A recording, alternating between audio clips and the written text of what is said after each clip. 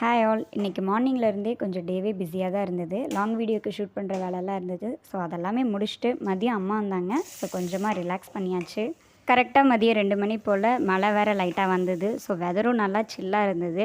ஏதாவது சூடாக சாப்பிட்லாமேன்னு சொல்லி வெஜ் கட்லெட் பண்ணியிருந்தேன். இதோட டீட்டெயில் ரெசிபி இந்த வாரம் வர லாங் வீடியோவில் ஷேர் பண்ணியிருக்கேன். மறக்காமல் உங்கள் ஃப்ரீ டைமில் செக் பண்ணி பாருங்கள். அண்ட் நம்ம சப்ஸ்கிரைபர் ஃபேமிலி மாதவி, ஷாலினி சரண், பரணிகா, கபின்குட்டி, ஹினா பாப்பா இவங்க எல்லாருக்குமே ஒரு பெரிய hi. Thanks for your love and support. And கட்லெட்க்கு தேவையான ஸ்டஃபிங் ரெடி பண்ணதுமே கோட்டிங் கொடுக்கறதுக்கு பிரெட் க்ரம்ஸ்லேருந்து எல்லாமே வீட்லேயே ப்ரிப்பேர் பண்ணி எடுத்துக்கிட்டேன்.